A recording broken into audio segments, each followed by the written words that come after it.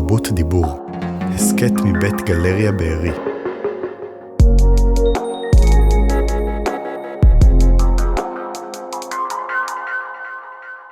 ברוכות וברוכים הבאים לפודקאסט תרבות דיבור מבית גלריה בארי. אני דר מוספיר, אני כתבת אומנות, ואיתי יושבת היום באולפן פרופסור איילת זוהר, פרופסור החל מלאחרונה. ממש, תודה רבה. מהחוג לתולדות האומנות באוניברסיטת תל אביב. תחום ההתמחות שלך איילת הוא צילום וידאו ארט ואומנות עכשווית ביפן ובמזרח אסיה. חוץ מזה את אומנית טרנס-דיסציפלינרית. ואנחנו נדבר היום במסגרת הפודקאסט שלנו איזושהי שיחה, ככה מתוך הרגעים המאוד מסוימים האלה שאנחנו נמצאים בהם עכשיו, של מין סוף מלחמה, סימן שאלה סביב האמירה הזאת, איפה אנחנו עומדים, איפה האומנות עומדת ביחס לדבר הזה, כי בעצם את בהתמחותך מתמקדת ביפן ובמזרח אסיה, ושם יש לנו דוגמה מאוד מעניינת לבעצם מה מלחמה מעוללת בתרבות המקומית, איך היא משפיעה עליה, לאן היא לוקחת אותה. אז אני חוקרת את יפן כבר כ-40 שנה. ובעבודת הדוקטורט שלי דווקא בחרתי לעסוק במושג הסוואה. לאו דווקא בהקשר של יפן באופן ישיר, אלא כאיזשהו סוג של אמצעי של השטחה, שבעצם שולל את עומק השדה בדימויים, בין אם זה בציור שמן קלאסי או בצילום. נגעתי בהרבה מאוד שאלות שנסובו סביב העניין של השטחה, אבל את הפוסט-דוק שלי קיבלתי במחלקה ללימודים יפנים באוניברסיטת סטנפורד בקליפורניה.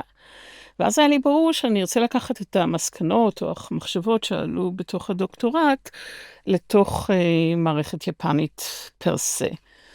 והמאמר הראשון שכתבתי אחרי הדוקטורט עסק בסדרה של צילומים של אומן בשם צוקדה ממורו, שעשה צילומים של זוג תאומים זהים, אחד מהם לבוש בטי-שירט וג'ינס, כאילו יומיומי כזה, והשני לבוש במדים של הצבא האימפריאלי היפני. אבל הטריק בסדרה הזאת היה שבכל צילום הם החליפו את הבגדים ביניהם, כך שאף פעם לא ידעת מי זה מי החייל ומי לבוש בג'ינס. והטאטו הזה, שהוא בעצם העלה דרך הסדרה הזאת, שלכאורה החייל האימפריאלי לעולם לא נעלם, או כמו שאצלנו אוהבים להגיד, שבחורים ישראלים משתחררים ל10 חודשים בשנה מהצבא, כאילו יש להם חופש של 10 חודשים מהצבא, כן. מה שלא כל כך נכון כבר היום, כן, היה נכון לפני אוקטובר 23. כן, המאזן קצת השתנה. אז הוא דרך הטאטו הזה, שבו הוא העמיד את הבחור הסטודנטיאלי עם החייל האימפריאלי, אחד מול השני, אמר איזשהו דבר מאוד מעניין עבורי, עבור ההתחלפות הזאת, או הקיום הדו צדדי, או הבו זמני, של חייל וסטודנט, אומנם במקרה שלו זה היה שני אנשים, אבל הטאטוע או ההתחלפות של השניים האלה, שהם תאומים זהים, הביא לאיזשהו קריאה מחדש. עכשיו, ואותך הבו זמניות זה המונח שמאוד מעסיק. כן, בו זמניות או רב מוקדיות או פרלקסיות, כלומר שדברים הם בו זמניים, הם לא או, אלא הם גם וגם, הם קוראים בו זמנית. והם יכולים להכיל כל מיני רכיבים סותרים בתוכם. לגמרי, כן, זה חלק מהעמדה. באיזשהו שלב, כשכתבתי את המחקר הזה, נתקלתי בסדרה של צילומים שצולמה ב-1974, ביערות של האי לובנג, שהוא אחד מהאיים של הפיליפינים, ושם היה סיפור של בחור יפני, בשם אונודה הירו, שהיה 29 שנים ביער, וסרב לצאת, והיו כל מיני משלחות של משרד הרווחה, וכל מיני נציגויות של הצבא ושל המשפחה שלו, אפילו שניסו להגיד לו ולקרוא ברמקולים שיצא החוצה, הוא סרב, ואז זה בחור צעיר. ממש קרזו לו וואו. כן. איזה בחור צעיר, סוזוקי נודיו שמו, נסע לשם והחליט שהוא ישכנע אותו לצאת. אז הוא שם אוהל בתוך היער וחיכה, וכעבור 4 ימים אונודה הגיע אליו, והם התחילו לדבר, סוזוקי אמר לאונודה, אתה יודע שהמלחמה נגמרה? אז הוא אמר לו, כן, אני יודע, יש לי רדיו טרנזיסטור ואני שומע כל הזמן. אז למה אתה לא יוצא? אז הוא אמר, קודם כל חשבתי שזה היה ניסיון לעשות לי טריק, ולהוציא אותי מהיער כשזה לא באמת נכון. וחוץ מזה, הפקודה האחרונה שקיבלתי הייתה שאסור להיכנע ואסור להתאבד. אז עד שאני לא אקבל פקודה סותרת, נוספת, אני לא יוצא. ואז סוזוקי אמר לו, אוקיי, אני אסע חזרה ליפן ואני אחזור למפקד שלך, שיבוא לתת לך פקודת כניעה, אבל כדי שיאמינו לי שבאמת פגשתי אותך, בוא נעשה סדרת צילומים, שיראו אותנו ביחד. עכשיו, סוזוקי הוא בטישרט וג'ינס, ואונודה לבוש במדים שאיתם הוא יצא לקרב האחרון שלו, לא זוכרת, אוגוסט 1945 לצורך הדיון. כן. והם יושבים ביחד, והצילום הזה, הדוקומנטרי של השניים, יושבים מול הסדרה המבוימת של צוקדה, שבו יש את שני האחים התאומים, פשוט קפץ לנגד עיניי כאיזשהו יחס מרתק בין המציאות שבאה דרך צילום דוקומנטרי, לבין הצילום המבוים, שצוקדה בכלל לא הכיר את הסדרה הזאת של אונודה סוזוקי. אבל הוא הכיר את המציאות. בדיוק, אבל הוא שיקף את זה דרך העשייה המבוימת שלו, מעניין. ונוצר כאן איזשהו חיבור פשוט מרתק. זה היה הניסיון הראשון שלי לתרגם את השאלות האלה של הסוואה ואי נראות וחשיפה וכל הדבר הזה, דרך שתי הסדרות האלה שכתבתי עליהם במקביל. בעצם דיון גם היה סביב שאלות של מה ההבדל בין צילום דוקומנטרי לצילום מבוים, והעמדה של שני הדברים האלה אחד מול השני. אז זה היה הפעם הראשונה שממש הבאתי את הכל דרך המשקפיים של אומנות ומלחמה, אומנות עכשווית וזיכרון המלחמה. ומשם המשכתי באמת מחקר מאוד מקיף, שבו העליתי סדרות ועבודות שונות, וב-2015 עצרתי תערוכה בגלריה האוניברסיטאית של אוניברסיטת תל אביב, שקראתי לה מעבר לירושימה, כשהכוונה מעבר לירושימה, זאת אומרת, אוקיי, בדרך כלל שאומרים מלחמת העולם השנייה ביפן וכו', אז אנשים חושבים על הדימוי של ירושימה ונגסקי. כן. אבל זה, נגיד, דימוי שטרחו הרבה מאוד להפיץ אותו, כי הוא דימוי מקרבן, כן? יפן שהייתה קורבן של פצצות אטום, אני לא לרגע מזלזלת בעוצמה של הדבר הזה, אבל יש כמה שאלות שצופות כאן. אחד, למה הוטלו פצצות אטום על יפן? ב', למה לא מדברים על שום דבר אחר חוץ מאשר הירושימה ונגסקי?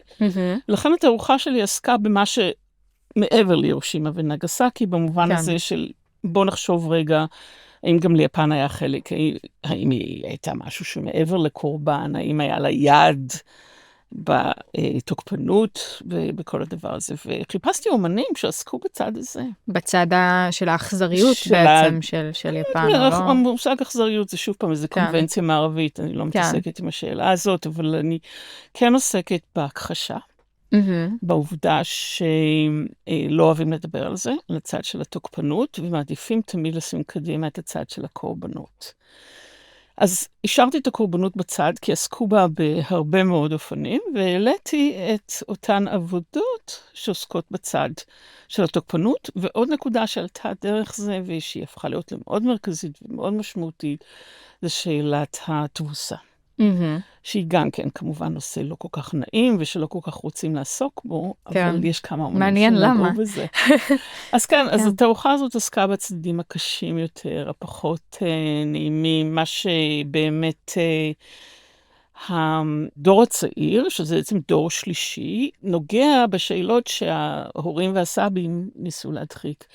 עכשיו, העניין הזה של דור שלישי, תוך המחקר שלי, תוך העבודה שלי, עשיתי קריאה אינטנסיבית בלימודים יהודיים ובלימודי שואה, ששם יש דיבור מאוד רציני ומקיף ומעמיק על כל השאלות של מה שבאנגלית קוראים post-memory, שזה פוסט-זיכרון, שזה בעצם סיטואציה שבה אנשים זוכרים משהו שהם לא חוו. מי שהמציאה את המושג הזה היא חוקרת שהיא בעצמה דור שני, והיא מדברת על זה שלגדול בכל ילדותה ולאחר מכן עם זוג הורים שהם היו ניצולי שואה, זה הטמיע בה את הזיכרון של השואה בצורה כל כך עמוקה שהיא כאילו חוותה את זה כזיכרון שלה.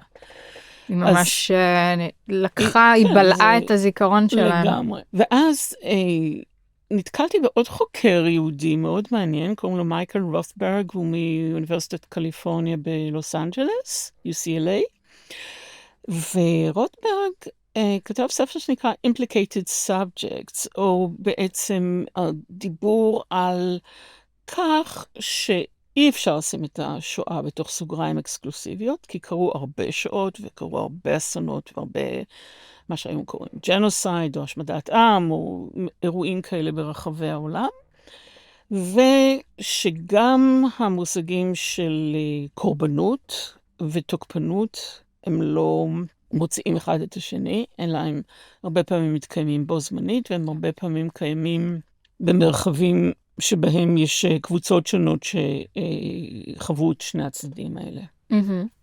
הצטיידתי בידע שמגיע מהעולם של לימודי שואה ומחקרים יהודיים, והתובנות מאוד מעמיקות ומאוד רציניות, וגם הצטיידתי בידע גרמני. יש מאמר שפשוט הרשים אותי בצורה בלתי רגילה, על הטראומה של התוקפן, שכתב בחור בשם ברנרד גייסן, בחור גרמני. קודם כל, אני זוכרת ששמעתי פעם בסרט של אשר טללים, שנקרא אל תיגעו לי בשואה, מפגש שבו קבוצת תיאטרון, לא זוכרת בדיוק את הפרטים כרגע, ישראלית, אבל נוסעת לגרמניה, והם עושים הצגה בפני נוער או אנשים צעירים גרמנים, ונותנים להם הזדמנות לדבר על החוויה שלהם, ואז מישהי אומרת שם, הרבה יותר קשה להיות הנכד של הרוצח, מאשר הנכד של הקורבן. ושאנחנו חווים את הזיכרון של המלחמה בצורה מאוד קשה ומאוד טראומטית, כי אין לנו דרך להבין או לכפר על מה שהסבים שלנו עשו. אני זוכרת שזה היה משפט נורא נורא מטלטל עבורי, כאילו, אף פעם לא חשבתי על הצד הזה, אנחנו כל כך עסוקים בקורבנות של הצד שלנו, לחשוב איך זה נראה מהצד השני. כן. איזה מין סיפור הם מספרים לעצמם, ועם איזה מין תחושות הם גדלו. בדיוק. תחושות אשם, תחושות של מה כאילו שושלת שלהם. או איך הם יכולים לכפר על זה כן. באיזשהו אופן, זה כאילו שהם מסע. נושאים איזה חטא. המאמר הזה של גייסן ממש נכנס לתוך הסיפור הזה בצורה מאוד רצינית, לעניין של הטראומה של התוקפן, במובן הזה שכאילו, את יודעת, הרבה אנשים אולי לא היו מזוהים אידיאולוגית, ופעלו מתוך, קיבלו פקודה, וכל מיני סיטואציות שייצרו תוקפנות איומה, כן? השמדת עם וכל הדבר הזה. אבל בדיעבד, 20 שנה, 30 שנה, 50 שנה אחרי, הם לא יכולים לחיות עם הזיכרון הזה. אז זה גם כן היה מאמר שמאוד האיר את עיניי למורכבות הזאת של יחסי תוקפן קורבן, ואיך להבין אותם. ואז מתוך התערוכה הזאת אחר כך בחרתי 3 עבודות, וידאו ארט, שהרחבתי אותם לספר, שזה הספר החדש שלי, הטייטל שלו, הכותרת שלו זה Parallax Memory, שהוא עוסק ברב כיווניות של זיכרון. אז אחת מהן עוסקת בשאלה של תבוסה, שבא בגדול, כאילו זו עבודת וידאו ארט, היא ארוכה, אבל הדימוי המרכזי שם זה ש6 חיילים, לא ברור באיזה מדים, מניפים דגל לבן, כאיזושהי פרפרזה על הצילום המפורסם של ג'ו רוזנטל, של 6 החיילים האמריקאים שמניפים הדגל של הפסים והכוכבים באיווג'ימה.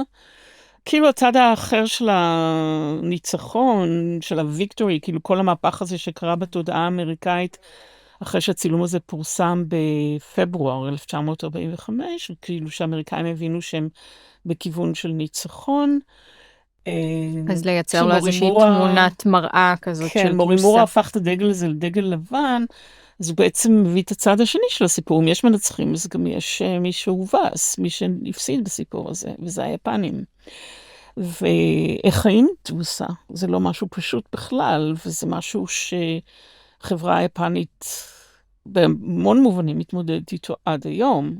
ויש לי חבר טוב שהוא פסיכואנליטיקאי יפני, שאומר שההדחקה הקולקטיבית הזאת של בוא לא נדבר על מה שהיה, כן. על הלא נעים הזה, על המכוערות הזאת, על הפשיזם היפני, נשים את זה מאחורינו, לסגור את זה בקופסה. נגיע לכמה שיותר הישגים. כן, אז זה הופך להיות לקופסת פנדורה, חושבת שיש טראומה עמוקה, משמעותית, רצינית, שהודחקה ולא טופלה. יש איזה תופעות שונות, כשמרכזית בהן זה שתיקה. היא חסרה בהרבה מובנים את הרובד הרגשי, החברתי, התומך.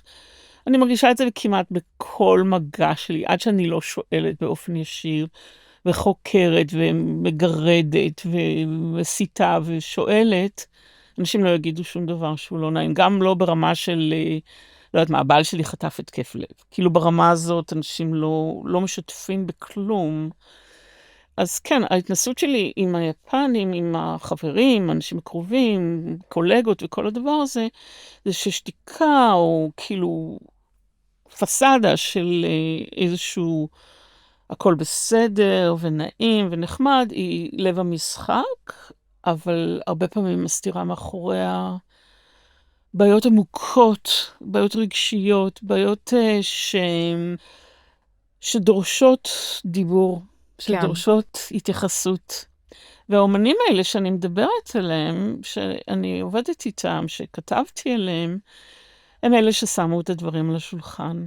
אז דבר אחד, כבר סיפרתי, זה העבודה הזאת של מורימורה, היא נקראת Gift of the Sea, או מתנת הים, והפרק השני עוסק באומן נוסף שקוראים לו קויזומי מיירו, שבחלק הראשון של עבודתו, נגיד בסביב משנת 2000, 2001, הוא התחיל לעסוק בדימוי של הקמיקזה, שזה שוב, זה דימוי מודחק. ביפנית היום בכלל לא משתמשים במושג הזה, הם משתמשים בטוקוטאי, שזה יחידות מיוחדות. אז השם עצמו עבר איזשהו תהליך של מחיקה, ההתייחסות לתופעה הזאת, שהיא כמובן תופעה מאוד קיצונית, אתה לוקח את הבחורים הכי טובים בחברה שלך, ואתה אומר להם תתאבדו, כאילו היה איזה דיסוננס מאוד רציני עם הדבר הזה, שגם לא טופל או דובר. מקסימום הפכו את זה למוקד הערצה, בנו מוזיאונים, דיברו עליהם כמה הם גיבורים וכמה הם נפלאים, אבל לא היה איזשהו דיבור יותר ענייני או יותר מעמיק, רגשי, איך זה קרה שמדינה שולחת את טובי בניה למות? אז קויזומי מיירו, זה השם של האומן שלקח את הנושא הזה תחת בדיקה, והוא עשה כמה וכמה סרטים פשוט מטלטלים. אחד, הוא השתמש בשני שחקנים עיוורים, שעושים לכאורה ארוחה אחרונה לפני היציאה לטיסה, אבל עיוורים, כאילו מגששים על השולחן, מחפשים את הצלחות וכאלה. ואחד אחר, הוא ראיין טייס ששרד, כי הוא יצא לטיסה, המנוע שלו התקלקל, אז הוא קיבל פקודה לחזור, אבל הפרטנר שלו המשיך ונהרג. ונדמה לי שכמה ימים אחרי זה כבר הייתה הודעת הקנייה, אז לא היו יותר יציאות. אז לא הייתה לו הזדמנות לממש את ה... כל חייו חי בצל של האשמה הזאת, שהפרטנר שלו נהרג והוא ניצל. כן, זה אשמת הניצול, אבל במין טוויסטד כזה, ומה שקויזומי עשה זה שהוא בשלב מסוים מבקש ממנו ללבוש את הקאפ, את הכובע ואת המשקפיים של הטייס, ולנהל דיאלוג עם הפרטנר שלו. אז זה כאילו דיאלוג מדומיין בין הטייס החי והטייס המת, וההתנצלות העמוקה שהוא חווה כלפיו. מעניין. אז הוא בעצם סוג של הכניס אותו לתוך העמדה הזאת שבה הוא צריך להתמודד עם הרובד באמת המודחק הזה, עם הרובד הרגשי הזה שרובץ עליו, שאני מניחה לא נפתח לגביו בחיים שלו. הוא מדקלם. זה מאוד מאוד נוכח בעבודת וידאו, עד כמה איתזו, אותו טייס, הוא מדקלם. הוא כאילו אומר משפטים הוא לא אומר אותם מהלב. לא יודעת אם הוא לא אומר אותם מהלב, אבל הוא כאילו נכנס לאיזה pattern כזה, איזה דגם, איזה נוסחת דיבור מסוימת, שאיתה הוא חי, כאילו ב-50 שנה או כבר 60, בתקופה שהסרט נעשה. בעבודות המאוחרות שלו, הוא השתמש ביומנים, ספציפית ביומן, של מישהו שהיה חייל בסין, וכבר בשנות ה-50 לדעתי נתן עדות וידוי של רצח ואונס. והוא משתמש בטקסט הזה. בהתחלה הוא הולך לראיין את האיש הזה, האיש הזה בן 99. וואו. הוא בקושי מתפקד, והדיבור שלו מאוד מאוד לא ברור, כאילו קשה להבין, זה קצת אפילו נראה כמו עינוי שהוא מאמת אותו עם הטקסט הזה, הוא שואל אותו ברמה של, זה נכון, אתה כתבת את זה, אתה עשית, כאילו, והאיש הוא זב כולו, הוא כאילו לא מסוגל באמת להגיב. אבל מה שהוא עשה אחר כך, זה שהוא לקח את הטקסט הזה, שהוא לא טקסט ארוך, הוא 2 עמודים בערך, והוא לוקח להקה של שחקנים, שמשננים את הטקסט הזה בעל פה, והופך אותם למקהלה, הוא מעמיד אותם במקומות מאוד מרכזיים בטוקיו, בתחנת שיבויה, באזור וואן, באזורים שיש קהל עצום של אנשים שיורדים מהרכבת ויוצאים לרחוב. והמקהלה או איך אומרים, מדברת את הטקסטים האלה, כאילו חושפים אותם ברמה הציבורית, זה לא סוד, זה לא משהו שישאר קבור בספרים, אני רוצה לאמת את הקהל היפני עם הדבר הזה. כן, זה קצת כמו גם בתיאטרון היווני הקלאסי, שיש את המקהלה שבעצם מגוללת את העלילה, כן, ככה משלימה כל מיני פרטים שהיו חסרים על הבמה. זה בדיוק זה. ובנוסף לזה, זה באמת לתת את המקום הפומבי לאותם דברים מוסתרים. הפרק השלישי של הספר שלי עוסק באומנית מאוקינאווה, שמה ימאשירו צ'יקאקו, והיא עשתה עבודה שנקראת הקצבית. זו עבודה ענקית, היא 3 מסכים, כל מסך הוא 8 מטר רוחב. וואו. זאת אומרת, הקרנה. כן. הסיפור מסגרת הוא כזה, רואים ילדה מוצאת גושי בשר במים של הים, היא מוציאה אותם ורצה עם הגוש בשר הזה לשוק, מגיעה לאיזה דוכן כזה של קצבית, היא נותנת לה את הבשר, הקצבית חותכת את זה, ובאה חבורה של בחורים צעירים כאלה, פועלים, שקופצים, אוספים את הבשר הזה, כאילו צולים אותו, ובנקודה מסוימת כאילו אין מספיק בשר, אז הם מוציאים אותה, את הקצבית, מהחלון של הדוכן שלה, ויש איזו סצנה כזאת שרואים ערימה של בחורים, והיא נעלמת בתוכה, ואז יש קאט ועבר לסצנה בתוך מערה, ובתוך המערה הזאת יש בחורות שהולכות בתוכה, ואז רואים אותן יוצאות החוצה, ואחת מהן גוררת גופה, היא מגיעה אל המים, ועושה תנועות שנראות כמו ביטור של הגופה הזאת, והשלכה שלה למים. סוף. עכשיו, העניין הוא שאני ראיתי את הסרט הזה המון פעמים, כי בגלל שעצרתי, אז היו הדרכות, מבקרים, חברים, כאילו 50 פעם בטח ראיתי את הסרט הזה, ואולי בפעם ה-48 קלטתי שיש פה בעצם לופ. שהסצנה האחרונה של הביטור של הגופה והזריקה למים, מתחברת לסצנה הראשונה של הילדה שמוציאה חלקי בשר. כן, כשתיארת את זה עכשיו זה היה נשמע נורא ברור, מעניין. אז הסרט לא בנוי בצורה כזאת, וזה לקח לי גם זמן להגיע לחיבור הזה. עכשיו, כשהגעתי לחיבור הזה, והתחלתי לחשוב באמת מה הלופ הזה אומר, ואיך היא מציבה אותו וכולי, אז התגלו כמה וכמה דברים. קודם כל, אוקינאווה, ב-1879 יפן השתלטה על אוקינאווה, וממדינה עצמאית היא הפכה להיות למחוז ביפן, כלומר סיפוח של החלת החוק, וזה כלל גם תהליכים של ייפון. זאת אומרת, האוקינאווים אסור היה להם להשתמש יותר בשפה שלהם, הם חייבים היו ללמוד יפנית ולהשתמש אך ורק ביפנית, וכשפרצה המלחמה, היפנים התנהגו אל האוקינאווים כאילו הם בוגדים בפוטנציה.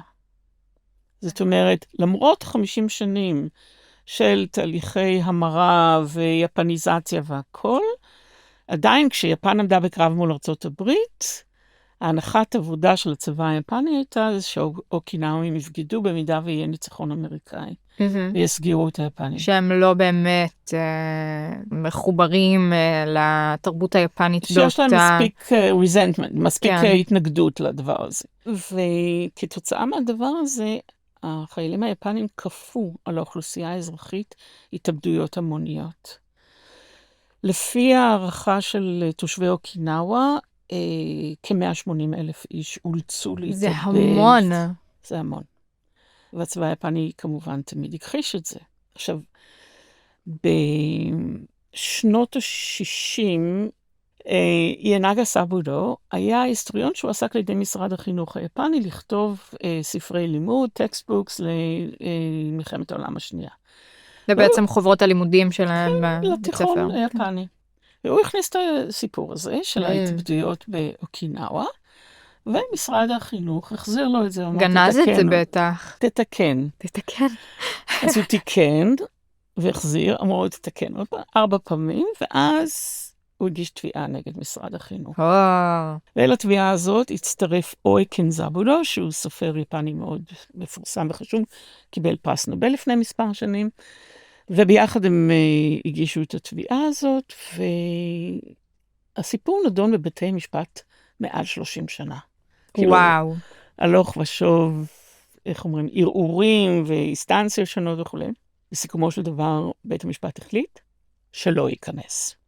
וברגע שבית המשפט החליט כך, אז האומנים של אוקינאווה החליטו, אז אנחנו נביא את זה על פני השטח.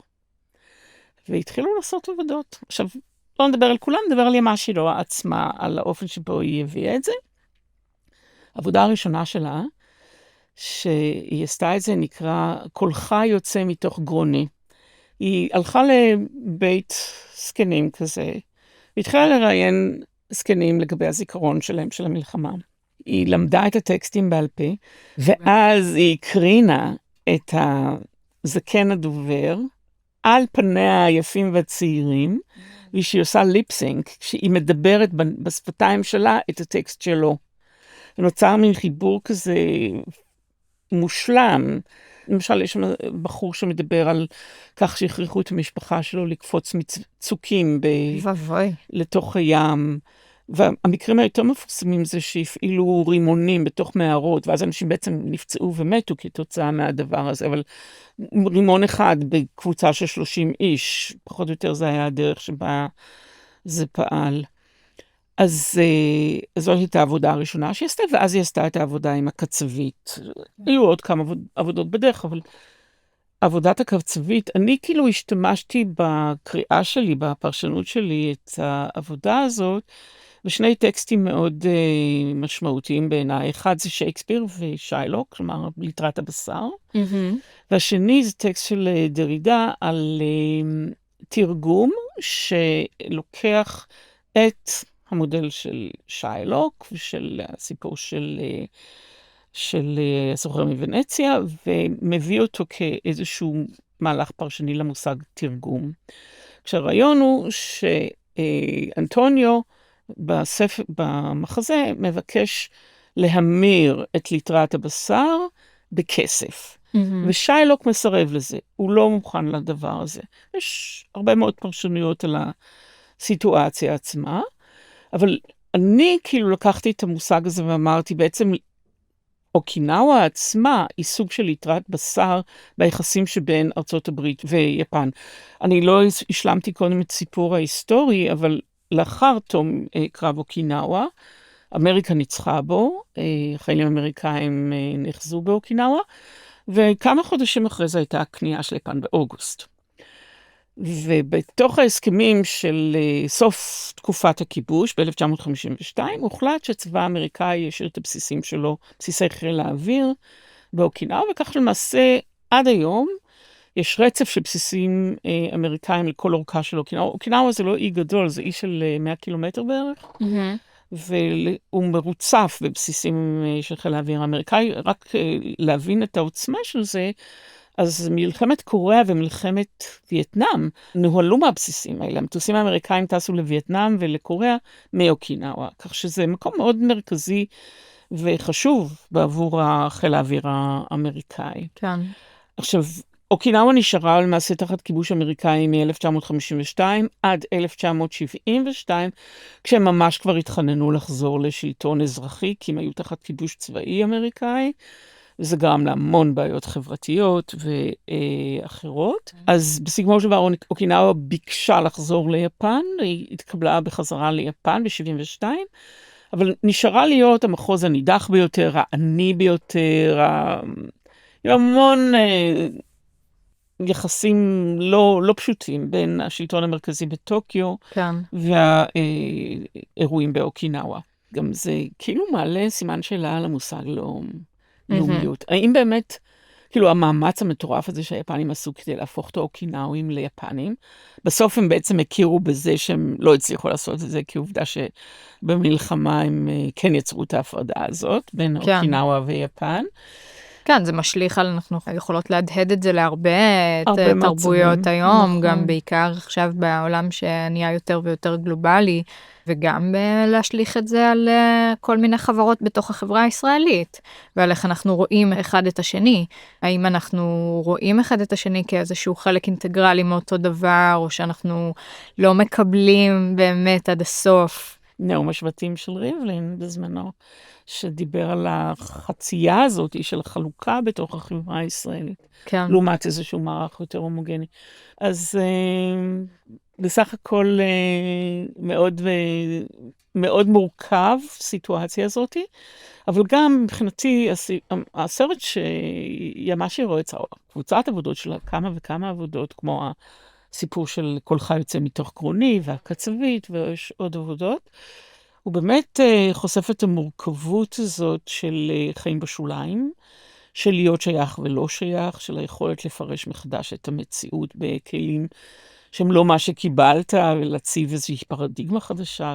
כן, אני לא יכולה שלא לחשוב על איך הדברים האלה יכולים להיות מיובאים במרכאות לשיח שלנו, הפנימי בתוך המדינה שלנו, ובאמת לחברה שהיא מורכבת מכל כך הרבה תלאים שונים, והאופן שבו הם כן מהווים חלק משלם, הם לא מהווים חלק משלם, לחשוב בכלל על השיח הלאומי והלאומני, ואיך הוא בא ולא בא לידי ביטוי. זאת אומרת, אם אני מנסה להחזיר את המשקל של השיחה אלינו, לישראל, למזרח התיכון, לנקודה הרותחת הזאת שאנחנו חיים בה וחיות בה, אני שואלת את עצמי ואותך כמחשבה, אנחנו הרי לא יכולות לדעת, אבל איך התבטאו רעיונות כאלה באומנות אצלנו? זאת אומרת,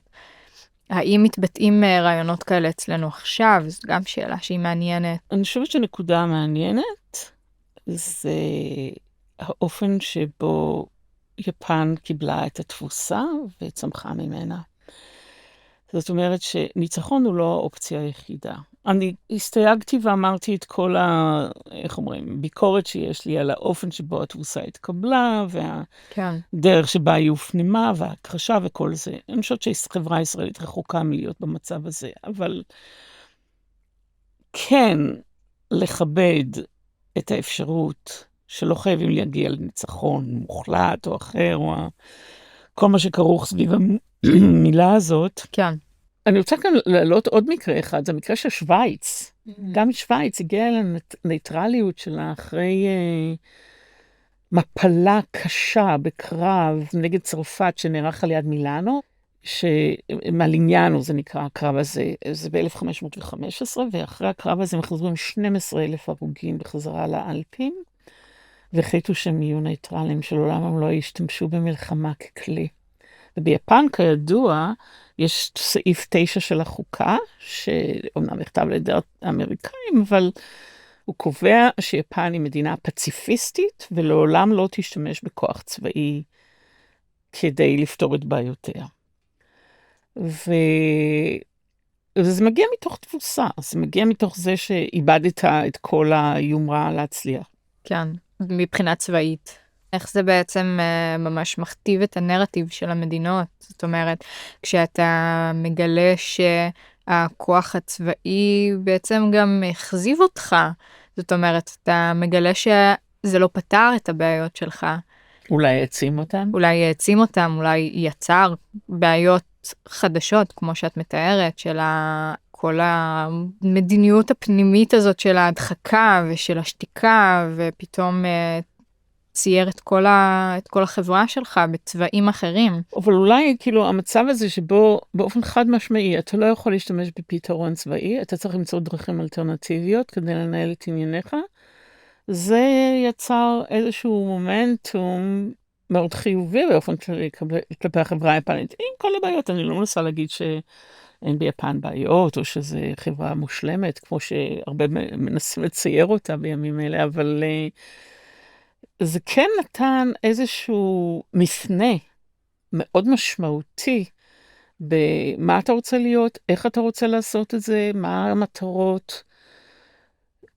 אני חושבת שיש חלק ניכר בחברה הישראלית שקצה נפשו בכל הסיטואציית מלחמה הזאת שאנחנו שרויים בה הרבה יותר מדי זמן.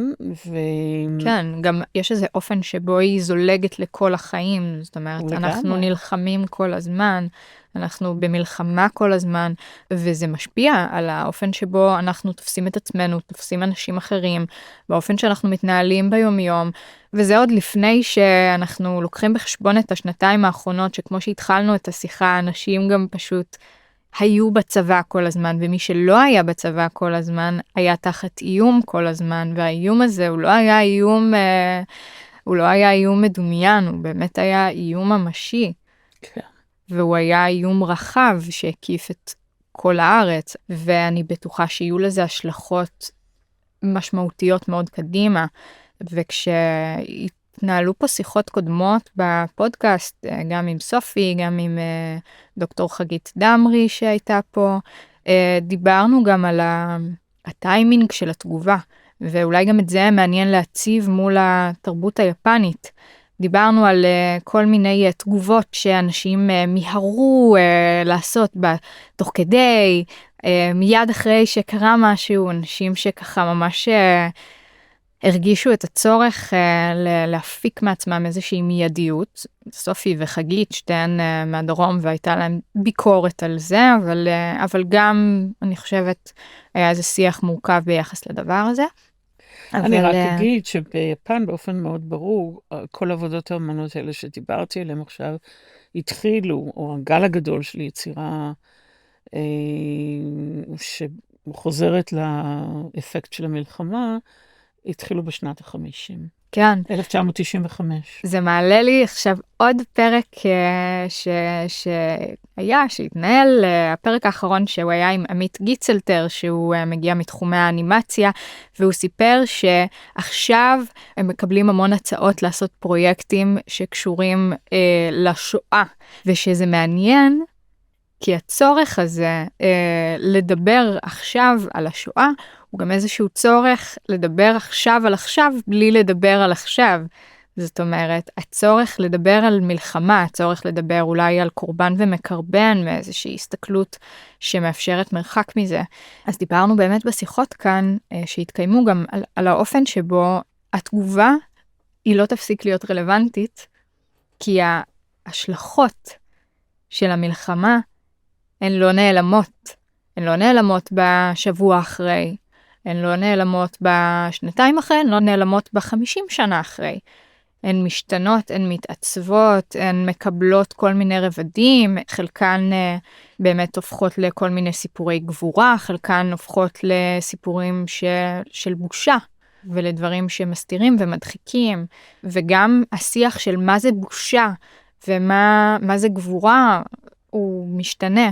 זה משהו שאנחנו גם רואים ממש אצלנו בחברה, אני חושבת שביחס לחטופים, לאנשים שנחטפו לעזה וחזרו בחיים, תרם מזלם, כן, לחזור בחיים מהדבר הנורא הזה, מעניין גם לראות איך מתעצב השיח של גבורה ביחס לדבר הזה, ואיך זה גם יופיע בתרבות קדימה. זאת אומרת, כאן בפודקאסט יש לנו את הפריבילגיה לשאול שאלות בלי לענות עליהן, אז אני מציפה פה סדרה של שאלות שאני לא יודעת מה התשובה עליהן, כי אני יודע אולי כשאנחנו נתכנס לשיחה בעוד 10 שנים, או מי יודע מתי.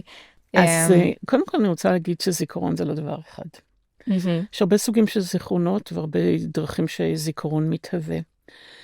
למעשה, אם אני חוזרת להיסטוריה היהודית ולאופן שבו נגיד אנחנו זוכרים את השואה, כן. אז בשנים הראשונות היה שתיקה ללא ספק. אחר כך היה את הסיפור של משפט אייכמן, שגם בעצמו העלה כל מיני סוגים של זיכרונות ודברים לגיטימיים ולא לגיטימיים, וכולל המבט של חנה ארנדט על הסיפור הזה. אבל עדיין עד 1988, ותכף אני אגיד למה השנה הזאת, הכל עבר דרך הסיפור של היסטוריה ומסמוך, כלומר, עדויות, מסמכים נאציים, את אייכמן האשימו ובסיכומו של דבר שפטו אותו על סמך מסמכים שנמצאו בתוך הארכיונים הנאציים וכולי. סרטים שעשו דוקומנטציה של מחנות וצלמים שצילמו וכל הדבר הזה, זאת אומרת, הכל היה מאוד מאוד ממוסמך. אבל ב-1988 קלוד לנצמן עשה את הסרט שואה, ובסרט הזה היו רק ראשים מדברים. לא היה שום דוקומנטציה, שום דבר, אנשים דיברו מהזיכרון.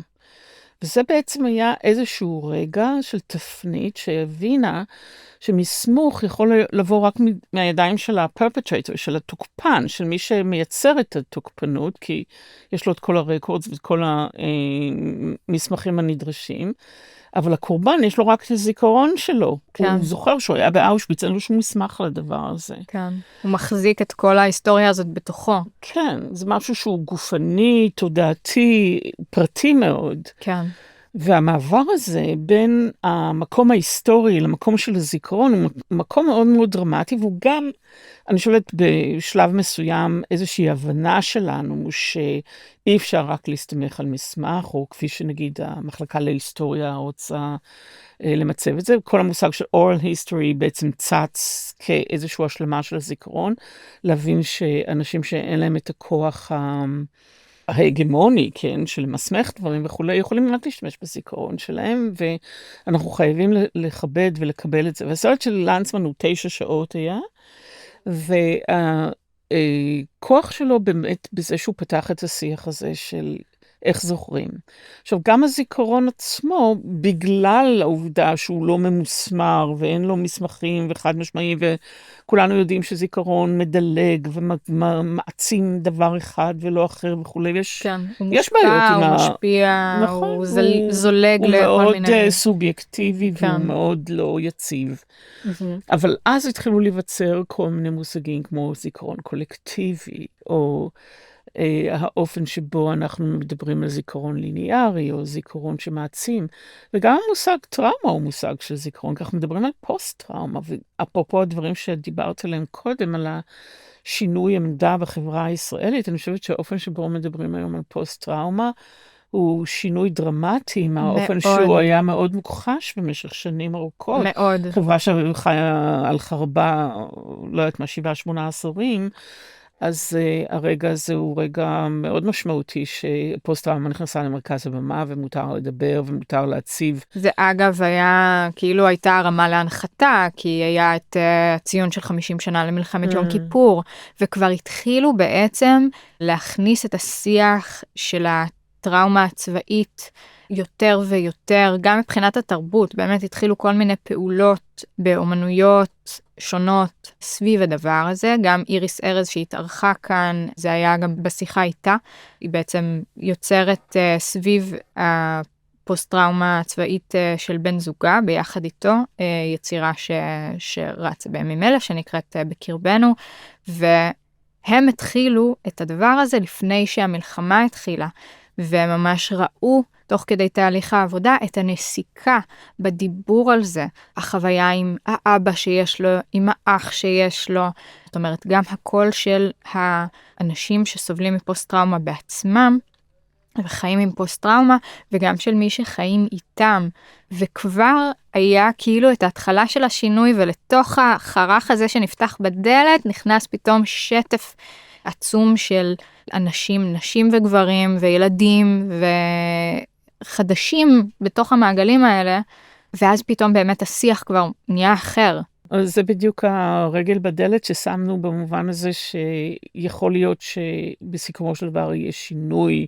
בשיח של החברה הישראלית, שתשים את הפוסט-טראומה במרכז ולא את הניצחון. כלומר, לעשות את ההיפוך יוצרות הזה, שנדרש כנראה בצורה מאוד עמוקה, להבין שאנחנו לא רק מתנהלים כאיזושהי מכונה משומנת שיש לה מטרות והיא בדרך להשיג אותם או לא, כן. אלא גם להביא את התמונה היותר עגולה והיותר רחבה והיותר מורכבת, שבה לא רק קבוצת החיילים שפועלת בשדה הקרב, בחזית, היא זאת שמבצעת את השיח, אלא השיח מרובה פנים, מורכב, יש בו גם נשים וילדים, יש בו גם טראומות ופוסט-טראומות, יש בו נכים ושיקומיים, וכל החבילה הזאת היא חלק מהזהות שלנו וההוויה שלנו, שלהתמקד אך ורק בפסדה אחת, רק באמצעי אחד, כן. זה בעצם גורם נזק לכל הגוף עצמו כולו, במקום להביא בחשבון את ההיבטים השונים והיכולת שלנו בעצם לייצר פתרונות שאולי לא נמצאים כרגע על השולחן. כן. ולחשוב מחדש על לאן אנחנו רוצים להגיע בתוך הסיפור הזה. אז אם אני מסתכלת שוב חזרה לחברה היפנית והאומנים האלה שסיפרתי עליהם, והדרך שבה הם בודקים גבולות מחדש, גם לגבי האופנים שהחברה היפנית לקחה אחריות או לא לקחה אותה. כן. כי אני יודעת שכמובן יש הערצה גדולה ליפן במערב בשנים האחרונות בעיקר, אבל באסיה זה לא כך. מקומות כמו טיואן, קוריאה, סין, אינדונזיה וכולי, רואים את יפן לכף חובה. יש הרבה ביקורת על האופן שיפן אמנם שיקמה את עצמה והגיעה להישגים נכבדים, אבל לא לקחה איתה בדרך את האחריות על מה שקרה בשנות המלחמה והפגיעה האנושה בחברות שונות שהתאמרו בהן. אז כאילו התמונה הזאת היא גם כאן, אני חושבת, חלק מאיזשהו תהליך שיפן היום, אני בכלל אומרת שיפן היא לא באסיה, יפן היא מדינה באירופה. וזה תהליך שהתחיל ב-1868, או אפילו קצת יותר מוקדם, כשהיפנים החליטו שהמודל האסייתי שהם היו חלק ממנו, שהם עקבו אחריו במשך 1200 שנה, מהמאה השישית עד המאה ה-19, בעצם איבד את תוקפו, סין בחולשתה, סין כבושה, תחת קולוניאליזם בריטי וצרפתי, ובעצם המודל האמיתי שיפן צריכה לעקוב אחריו הוא אירופה. וממש הייתה המרה תרבותית. במשך כל השנים האלה של מחצית המאה ה-19, עד סוף המאה ה-19, יפן נתקעה את עצמה, ופנו אל המערב, אימצו דרך מערכות חינוך ומערכות שלטון וכל דבר אפשרי, את המודל האירופאי, ובעצם כמו שאמרתי, ב-1964 למשל, כבר העולם עמד משתאה לנוכח היכולות של יפן, כן. אבל בעצם יפן הייתה כבר במצב של מדינה מודרנית, לאומית וקולוניאלית בסוף המאה ה-19, רק שהמערב לא הכיר בזה. היום, עם ההתחזקות של סין ב-20 שנה האחרונות, והעלייה של מדינות אסיה האחרות, קוריאה ווייטנאם וכולי, היפנים מחפשים את הדרך שלהם בחזרה לאסיה. הם מבינים שהם אמנם הכוח המוביל והמשמעותי ביותר באסיה, אבל סין נושפת בעורפם, ולסין יש היום המון כוח והמון כסף והמון השפעה. והם לא יכולים להרשות לעצמם להיות בניכור הזה שהם כפו על אסיה בשנים הראשונות של המאה ה-20. הם חייבים למצוא את הדרך חזרה, וזה אחד מהדברים שהם מאוד מעניינים, אם אנחנו מדברים על ההמשכים של המלחמה, והתבוסה, והקבלה וכולי, זה שיפן החליפה את התקליט, כאילו במובן הזה שהם היום מסתכלים על אופן שהיו שגיאות מסוימות בתחילת המאה ה-20, שצריך לתקן אותם באיזושהי דרך חזרה. זה לא שיפן פינתה את המקום הפריבילגי שלה כמדינה מובילה באסיה, או חברה ב-G8 ו-G20 וכל המדינות המובילות היום, אבל היא כן מבינה את הצורך המאוד משמעותי לחזור לנהל דיאלוג גם עם מדינות של אסיה ולא להתנכר להם. כי בעצם ההתנכרות הזאת זה מה שהוביל לאלימות הקשה בתוך המחצית הראשונה של המאה ה-20. ואולי ההחלפה הזאת של הדיסקט, של התקליט, של הקובץ, של אני לא יודעת מה, של לחשוב על השייכות שלך למרחב הזה, ולא רק על ההתנגדות שלך ולכל הזמן רק לפנטזיה לאירופה ואמריקה, אלא באמת להבין את המקום הזה שאתה נמצא בו. יפן נמצאת על הצד המזרחי של אסיה, אנחנו נמצאים על הצד המערבי של אסיה, אבל כאילו אסיה נשארת כאיזה סוג של לימבו, איזשהו סוג של תא אפל כזה שאנחנו לכאורה מסרבים או מוכרחים להתייחס אליו, ואולי החלפה של ההבנה של איך כן אפשר לייצר הבנה טובה יותר של המרחב הזה, היא מהותית גם לקיום שלנו. ואני מאוד מאוד מקווה, כאילו, לקחתי את הסטודנטים שלי לראות את הביאנלה של שארג'ה באמירויות. זו הייתה חוויה מאוד מאירה, במובן הזה של לראות אומנות עכשווית, מאוד בועטת בעולם ערבי, שאנחנו לא רגילים לחשוב עליו במושגים האלה. זה היה איזשהו חיבור מאוד משמעותי ומאוד פוקח עיניים לגבי יכולות שיש, שאנחנו אולי לא מכירים בהם ולא רואים אותם, ויכולות ללכת לכיוון חדש. טוב, נקווה שעתיד צופן לנו דברים יפים ואולי עתיד קצת שונה מההווה.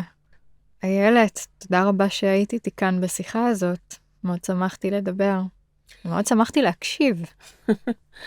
אני שמחתי להיות כאן ולחלוק כמה מהתובנות שאספתי בשנים האחרונות, שאולי בכל זאת יעזרו לנו גם כן באיזושהי התבוננות קצת מחוץ למסגרת ולאופנים השגורים יותר, שפורטים את הכל עד זרה, ובעצם לקבל אולי איזושהי נקודת מבט קצת רחוקה יותר על האופן שבו אנחנו מתנהלים. ומורכבת יותר. מורכבת, בהחלט. תודה, איילת. תודה, דר.